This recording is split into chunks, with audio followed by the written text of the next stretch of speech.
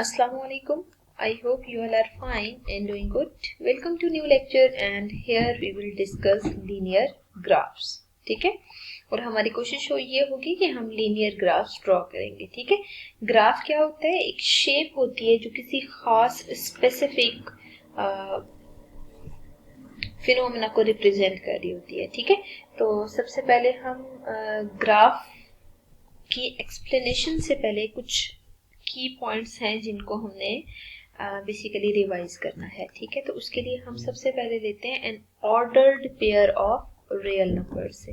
ठीक है, ordered pair of real numbers. अब देखें ये ऑर्डर्ड पेयर होता क्या है. ठीक है, सबसे पहले तो हमने इसको प्रॉपर डिफाइन करना है कि ये टर्म बेसिकली किस तरह के नंबर्स को डिफाइन करती है या ये किस फिनोमेना को रिप्रेजेंट करती है. ठीक है, तो सबसे पहले हम मूव करते हैं कि N ordered pair of real number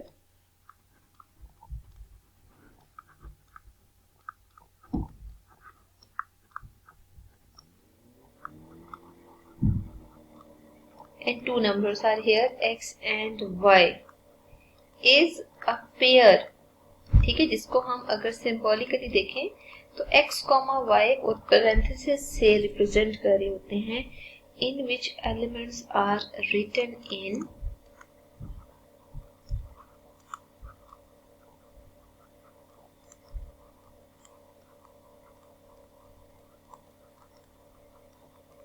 specific order.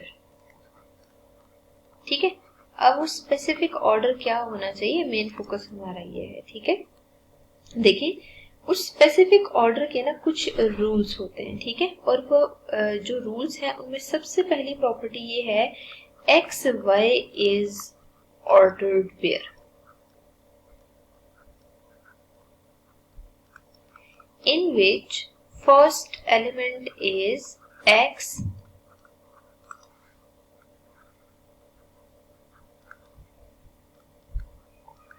and second one is y. ठीक है, and the condition is these numbers are given in the pattern या in a way such that we can say that x y is not equal to y x. ठीक है, कभी भी हम इस order pair को इक्वल नहीं लिख सकते, हमेशा हमारे पास यही कंडीशन होल्ड करती है. ठीक है, और x y के इक्वल ना हो ना तब ये कंडीशन होल्ड करती है, लेकिन अगर x और y आपस में इक्वल हो जाते हैं तो मे भी पॉसिबल हमारे पास ये कंडीशन इक्वल के लिए होल्ड कर रही हो. ठीक है, मतलब अगर x और y इक्वल ना हो तो ये कंडीशन होल्ड करती है, लेकिन अगर x और y इक्वल हो जाते हैं तो फिर हमारे पास जो इनइक्वालिटी है वो नहीं आती, बल्कि इसमें फिर इक्वालिटी का साइन आ जाता है. ठीक है, तो मतलब ये एक इम्पॉर्टेंट पॉइंट था जो कि हमने डिस्कस करना था. अच्छा, अब देखिए अगर हम ये कह रहे हैं कि x y और y x कभी भी इक्वल नहीं होंगे सिर्फ और सिर्फ तब जब x not equal to y की कंडीशन होगी. ठीक है, x y के इक्वल नहीं है ना, तो फिर कंफर्म है कि ये कंडीशन भी होल्ड नहीं करेगी. इस वजह से हम सेकंड पॉइंट में ये कह सकते हैं कि 7,3 एंड 3,7. ठीक है, these two are two different ordered pairs. ठीक है, लेकिन अगर इस तरह की स्टेटमेंट आ जाती है ना 7,7 7,7, तो बेसिकली इसमें आप चेक कर सकते हैं कि x और y आपस में इक्वल है. x एंड y का मतलब है फर्स्ट प्लेस और सेकंड प्लेस की वैल्यू आपस में इक्वल है.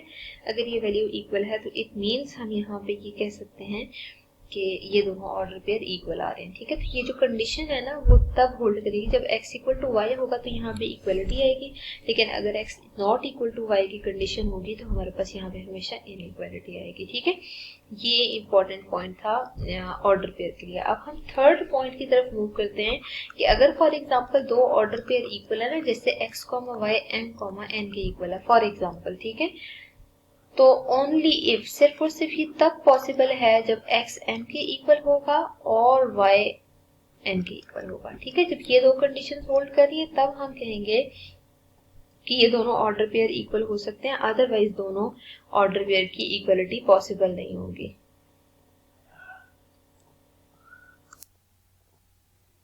अब देखिए ऑर्डर पेयर जो हम यूज करते हैं ना, इसकी डेली लाइफ एग्जांपल क्या होगी। We know that everything which we have discussed in maths is applicable. तो अगर हम इसे यूज करते हैं तो बेसिकली हम किस तरह के फिनोमेना में यूज करते हैं। ठीक है, in the classroom, if we will take an example of classroom, the seat of the student is an example of ordered pair. For example, the seat of the student A is 5th place and in the 3rd row.